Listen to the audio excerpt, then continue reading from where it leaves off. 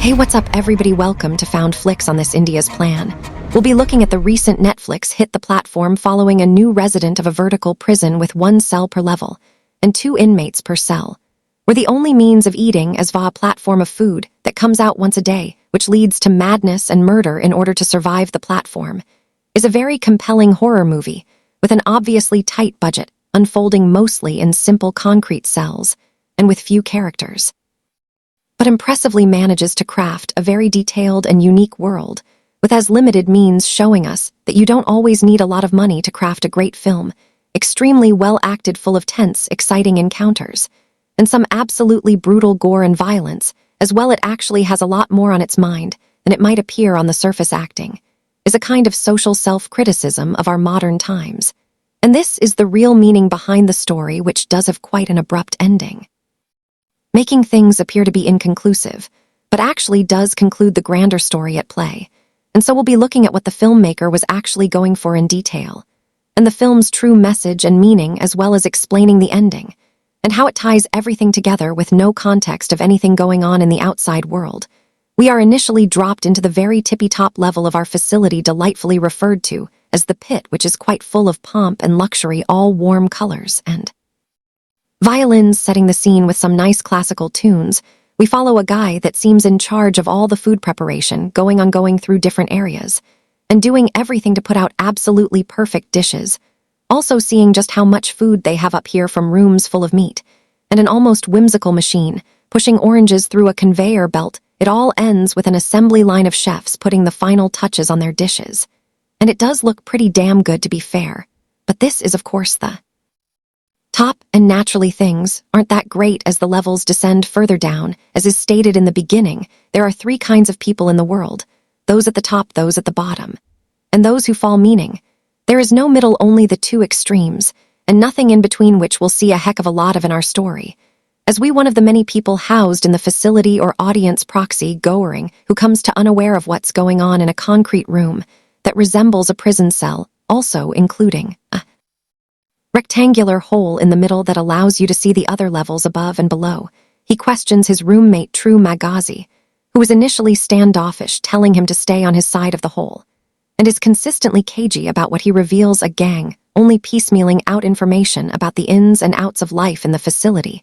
They are currently on level 48, which he says really isn't so bad, and Goering wonders what they're going to eat, well, the leftovers of the people on the levels above. Obviously, he tells him, and peers down the side of the hole, seeing countless levels below. Goering attempts to communicate with someone down there, but True Magazi tells him to stop for no other reason than simply them being on a lower level than they are. And by the same token, the people above won't listen either, clearly illustrating the social structure at play here. He tells Graying he's been here many months, and that each month they're taken to a different, seemingly random new floor. A red light on the wall changes green, meaning that it's feeding time, a platform lowering through the hole and coming to a stop, covered in scraps of food, and not exactly looking appetizing. Goering is disgusted considering how many people have already eaten off of the food, but Tim Agassi is too busy hungrily chomping down on whatever he can, knowing that this is his only chance to eat, and after being in here for a while, isn't as willing to be grossed out. Gotta eat or die. Suddenly, their feast is taken away, what's left being taken down to the next floor down. Greg tries to snatch an apple for later, and quickly learns that attempting to keep food is against the rules. The room's temperature begins to increase exponentially, to Rigazi, saying it will continue until they freeze or burn to death, forcing him to toss the apple down below. We briefly flash back to Greg's initial interview and learn that everyone gets to take one item in with them, in his case, the book Don Quixote, which has deep symbolic meaning to Greg's journey in the facility, and oddly he actually chose to enter this place on his own accord. It was offered a diploma for completing a certain amount of time here, an entire year. I don't know how people can last a month here. Year.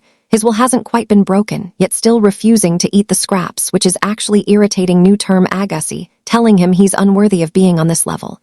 Yet at this point, Greg doesn't quite get the whole picture of how bad things truly are around here. Just wait till you get to experience some of those lower levels, buddy. On my Graying and assumedly most of the people here, Trim Agassi committed a crime, and that's why he was taken here.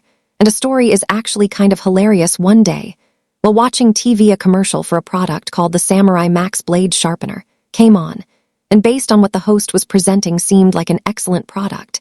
This led him to question his own life, feeling his life is crap for not taking care of the little things like sharpening his knives, feeling the samurai. Max would change everything, but a month later proved this wrong. The same host had a new product, a hawk, a knife that sharpens itself, the Samurai Plus. Feeling betrayed, he threw his TV out the window, and it happened to land on someone outside, killing them. He was given a choice of going to a psych hospital or this facility, and somehow opted for this, which makes it seem like the outside world doesn't quite know what's really going on inside these walls, because I don't know who in their right mind would pick this end. From the outside, it seems to be treated as almost like an opportunity to get in here, which is in stark contrast to the reality of being in here, and of course what is his one item, but the Samurai Plus 9, which could come in handy. He's been here long enough to know that there are at least 132 floors, as he's been there himself. But also notice that there were still levels below this. Grain considers how much food there is that far down, and understandably, it's not enough to survive, if anything. At that point, he tries to think of the big picture, wanting to send a message down below to spread out the rations of food so that everyone gets their fair share. But Trim Agassi knows that they won't listen to that kind of communism around here. He attempts to speak to the man below, and he just gets angry, not even attempting to listen to his pleas. Antrim Agassi makes his own feelings known, taking a piss through the hole down onto him, all entirely because of their arbitrary higher level. Another food drought comes, and this time Kerrang is being forced to get over his initial hesitation on eating leftovers soon. After the platform leaves, a blur comes crashing down from above. Yep. A body. Trim Agassi casually nodding that yes, people kill themselves all the time here. And he tells Greg that he looks like the kind to off himself, as well, giving him the nickname of Little Sail, too weak to deal with these kinds of living conditions.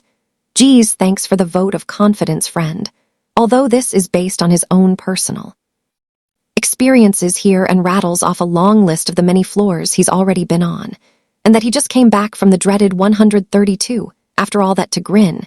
He looks too healthy and well-fed, and accuses him of killing his cellmate and eating him. He doesn't even really try to deny it either, as a platform returns, this time carrying a stowaway Miharu, who rises the platform all the way down once a month in search of her missing child. Greg, horrified to think that they would let child in here, he attempts to reach out of hands and help, but according to Trim Agassi, she's not used to someone being kind without there being nefarious intentions, and he knows that she is in fact a cold-blooded killer, and considers that that body that fell down earlier could have actually been her cellmate, that she killed. The two had actually been former cellmates, and he mentions that it didn't take long for them to turn cannibal and start eating human flesh, which, you know, once you pass that barrier, all bets are kind of off when it comes to survival, which we see for ourselves when the platform goes down to the next level. And the guys aren't nearly as civilized as Graying, immediately grabbing her and dragging her out of sight. He's mortified. Trip Agassi encouraging him to jump down, yet there's no need. Miharu emerging victorious from her attackers and jumping back on the platform as it continues. Rough. The lower level do not mess with this lady. There slowly passes, becoming engaged in a bizarre daily routine. We're all trapped here until the month passes, and they are gassed. Everyone then switch to different levels. As they passed out, Trim Agassi tells Gang he's fond of him despite still not being sure of his survival chances, seeming that they have become friends after spending all this time together. Yet, when he awakes on level 147, is obvious how much friendship really means. Around here, finding himself completely bound to the bed and unable to move all his former friends doing, he lays it out pretty plainly. Things are really bad down here, and he has no choice, but it's a carve. Gang up and eat him. Do stay alive, but at least is going to be disciplined about it, only taking me pieces of flesh. He needs bit by bit rather than just mercilessly killing him, and even offers to allow Greg to have his share of the meat as well. Wow, yeah, thanks for the compassion, old friend, appreciate you sharing my own flesh with me. Okay, we get a solid indicator of the hopelessness. This far down the floors, hearing a chorus of screaming from up above as people awake and realize where they've been taken, and immediately more people jump down the hole to their deaths, and see why this is when the platform comes down. And there's literally only stim. We're left, no food of any kind left behind. Oh well, at least he is going to feed on any attempts to reason with him, but Trim Agassi places the blame on the floors above their actions basically forcing him into this position. He does at least wait a while before beginning to take his flesh, deciding to read Don Quixote for himself, and dancing on the platform like a lunatic.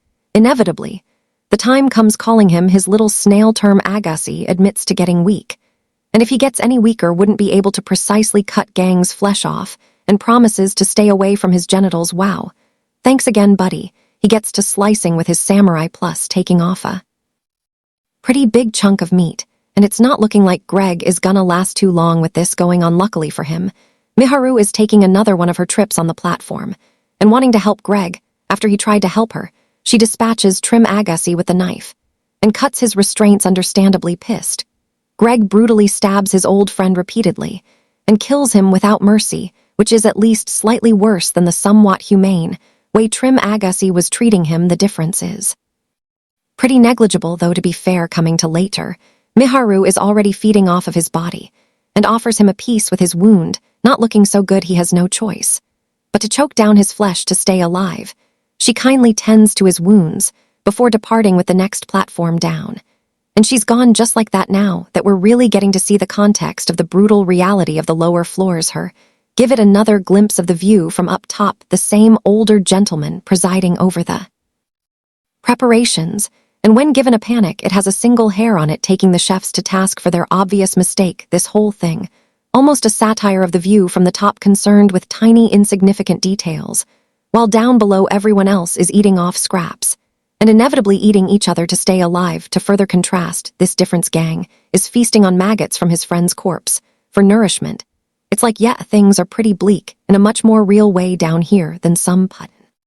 Consistency. After tasting his first piece of human flesh, the ghost of True Magazi appears, saying that since he consumed him, he is now a part of him. Goring smells gas, realizing he's hallucinating this ghost of his friend, and that there's about to be another fateful floor change. At least things are looking up, waking up much higher than before. A level 33 with a new female roommate, Molly, whose one allowed item was her dog. I mean, are you kidding me, dude? That thing is gonna get eaten in like a week, and then I gotta feel all bad about it because it's cute. I mean, it's a wiener dog, for God's sake. As Greg points out, once he comes out of the fog of the gas, after getting his bearings, he recognizes her as the woman who interviewed him to get into the facility, and it does seem especially odd that she wound up here, although she does eventually admit that she didn't really know what things were like in here, and it's presented with a much more hardcore reality than she was prepared for. I mean, she brought her dog, for God's sakes. This is my idea, although she thinks his choice of a book is weird,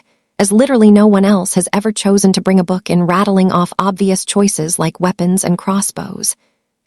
And he remembers back to his interview, getting a little clue to the reason behind their specific menu, her asking what his favorite food is, offering that it will be included on the menu. Escargot, he finally decides, is his ultimate choice, when prodded, which of course his buddy Trim Agassi always called him as Little Snail, based on his demeanor being a part of the behind-the-scenes working in the facility. She has some more insight into his grander purpose, it being a social experiment of sorts, calling it a vertical management center. The idea of being of everybody only ate what they needed, then everybody on all the lower floors would have food as well, spreading the wealth amongst the masses. But of course, in practice, we see that that is not the case. Even though the experiment is not working without intervention, she still attempts to maintain their cause, creating portions of food for the people below, and trying to appeal to them on the lower level. But the man she's talking to just came back from level 88, and is just happy to be alive, unable to even consider anyone else's plight outside of his own. Grandma moans her useless attempts. If it was so easy to achieve this kind of societal solidarity, wouldn't they be doing it on the outside? But she still refuses to give up, every time doing her portions and trying to plead with her lower neighbors to see the reasoning of rationing for all to share a piece, to the point of annoying graying into threatening them. If they don't do what the lady asks, he'll take a big old dump on the food before it gets down to him. But this has limited potential, because he can't sway the people above, as he can't upwards, like he says. Although that would be very impressive outside of a joke, it shows how limited the spread of their message will ever be, never being able to appeal to be much more pivotal upper floors, due to their arbitrary lower level, which is a sly look at the deeper meaning of the film. Sure, this social solidarity is ideal in theory, but in practice, is an entire other matter. They're given further problems when Miharu returns on our monthly trip, and is not looking so good courtesy of having to defend herself from above. They pull her off to the bed, and the room begins to turn cold. Another piece of food has been kept out to the platform left, thanks to Molly's dog getting a piece of lunch meat. Grain retrieving it and tossing it below, which returns the room to normal further, proving what a foolhardy choice it was bringing a dog in here really is. As soon as she's feeling better, Biharu goes for Molly, feeling her responsible for her missing child and killed her precious dog as well. Yeah, I was like, it's just a matter of time, Poochie Poop. And as usual, she takes the next platform down, but Molly has some surprising information about the woman's true identity, and then she's actually an actress hopping to become the next Marilyn Monroe. Her one item, a ukulele, and that she came on her own accord seemingly by being in the facility and surviving, would add notoriety to her celebrity status. And it also becomes clear that Molly isn't being 100% truthful, or just simply doesn't have all the information, and the reason that she chose to enter is due to a fatal case of cancer with no possibility of getting better. She didn't care her fate, but once again, I feel like she would not have entered if she had any idea of what it was actually like, and she pretty much just said with her added filling in on some blanks on our twisted experiment. We once again return to the top floor, focusing in on the chefs impressively hunting in on the intricacies of Greg's preferred escargot dish, and placing it amongst the extremely luxurious feast up on level 0. And as soon as it reaches level 1, they tear into it with great abandon and greed, gorging themselves, and not even considering the many people on the levels below them that are starving and resorting to cannibalism. Amazingly, and ironically, the escargot dish survives unscathed to their level, to Greg's disbelief. He offers some to Molly, but is inconsolable over losing her dog. He urges her to eat as her levels are about to change, and she needs to eat while she has the chance, but she chooses not to listen. I guess it Ultima T doesn't matter because we. And he wakes up on level 202. She has hanged herself, and immediately old Trim Agassi appears to push and prod him, questioning if he was planning on eating her too. And her ghost also joins Gang's visions as a kind of Greek chorus regarding his actions, and their moral implications. Seeing the ghosts of people have died around him illustrates the deranged state of mind that he is in after his time here so far, and relates back to others like Miharu who have been entirely changed by their time. Here graying of stains from eating on Molly's flesh, as long as he can, tearing out pages from Don Quixote for substance, until the ghost of True Magazi offers his samurai plus to slice her up, which he does with some hesitation, but again knows he has no other option to stay alive. When he wakes on a new level, it's by far the highest up the ladder he's been all the way. A level 6 baby. Things have got to be an improvement over before, right? His new roommate Baharat, who his one item is rope, is excited to being so close to the top. He's hopping to literally climb his way through the last few floors. He attempts to speak to the couple on level 5, them asking if he believes in God, but they're belligerent, scoffing that he can't have the same religion as they, again feeling superior, entirely based on their arbitrary higher position. They appear to have a change of heart, asking him to throw the rope up. But when he's right at the top asking for a hand, they instead take a right in his face, sending him tumbling down from his lofty ambitions, as well as his robe being lost down into the hole. This causes him to realize how screwed I is, since no one will obviously ever be willing to help him on the upper levels. And he breaks down, especially since they are so close to getting out. The food platform arrives, and as expected, it doesn't look quite as unappealing this far up to levels. But even one level down, they're already seen greedily tearing at everything they can get their hands on, showing it doesn't take long for people to descend into selfishness and depravity. Kamikaze appears, encouraging him that he's doing quite well and can be well fed and recover on this level, tantalizing him that it's only 1 month left of his time here and achieving his diploma. It's already been almost a year. Wow, time really flies in the pit. But after everything he's been through, he decides to not take the easy way out, instead hatching a plan to ride the platform all the way down and force people to take their fair shares, and asks for Baharad's help, knowing it would be suicide alone. He thinks Gang is a lunatic for even considering leaving their high level. And what happens if they run out of food before they reach the bottom? Well, then they'll ride the platform all the way back up to see where it goes, he says.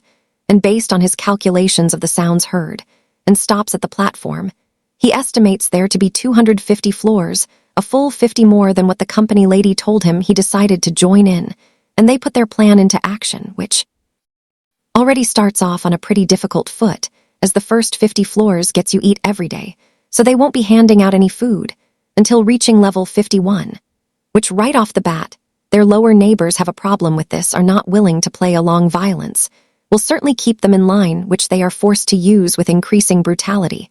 As they ride the platform deeper down at one lower floor, about to utilize violence again, a man whom Bahara knows, describing him as wise, tries them for their forceful way of getting their message across, telling them that it is a good idea.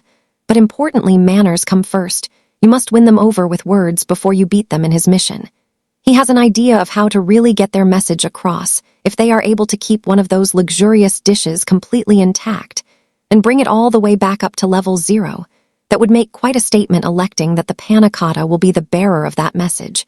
So they try his way at first, but the other people aren't very interested, and so they have to bash them to stay in line. But at least they tried using words first, right? They continued downwards, hitting out the appropriate rations to the levels, and using violence as necessary, and also since they're portioning out the food the plates people are given. Or actual food on a plate, instead of digging through remnants and scraps. Wow, what a concept, how those things become much less rosy the further down they go, coming to levels where everyone is dead, and they realize the platform doesn't even stop if no one is alive. On the level going down even further, they come across Miharu being attacked by 2 dudes, one brutally stabbing her to death. And the duo do their best to fight back, though Gran gets absolutely pulverized by the big guy, and the other, wielding a samurai sword, gets a deep slice in on Baharat. But he is able to save his friend, decapitating the big guy, although they are definitely worse for wear after the encounter, and unfortunately Miharu is definitely dead. When he checks, geez, that sucks, and it's really looking like their big plan is apt at this point. But they continue on regardless. At one floor, bizarrely finding 2 dudes huddled in a blow-up pool, wrestling for me when the guys toss it to them. Inflatable pool is the one item that you bring in. That's definitely an interesting choice. So if I'm eating people, at least I got a little bath time. And even further down, a lone man sits with a big old bag of money, which is also pretty much useless around the facility, him raining it down on them as they finally reach what appears to be the bottom level 333, with only their precious panna cotta left. And there is no one there at first glimpse until they spot an opening, and surprisingly inside is a young girl, potentially the child of Miharu, that she was looking for, since we have no reason to believe the company woman's story about her being an actress, as she was incorrect about many things, including the number of floors here, and further doubt is cast on child's identity, because obviously Miharu never actually speaks, but True Magazi specifically said her missing boy, not girl. The platform continues down, and worried about keeping the desert, think they need to throw it along with the platform. But keep it anyway. Unfortunately, the room stays the same temperature. Seeing the innocent little girl, they decide that she should have the panna cotta after some deliberation, as it was supposed to be the message, but feel they couldn't be that cold to a chai even after everything they've experienced. The platform goes whizzing back up, and he begins to read Don Quixote to her, clearly suffering from his injuries, blood dripping down onto the pages, leading to some more hallucinations of his dead roomies, having another involving realizing the girl is actually the message, not the panna cotta. Yeah. When waking up, he discovers his friend has bled out from his wound, leaving his final task up to him, even though he's probably past sheet crazy, and his entire plan came via dreams and hallucinations. But I wish him the best. The platform returns to hop on and go even further down to a vast dark expanse, a single shaft of life, illuminating them. As they reach the very bottom turn, Amicia manifests again, informing Goreng that his journey is over. He wants to go back up with a girl, but he rebuttals that she is the message, and the message requires no bearer. He walks off the platform, the two continuing their friendly bickering and smiling that she will succeed as a platformer.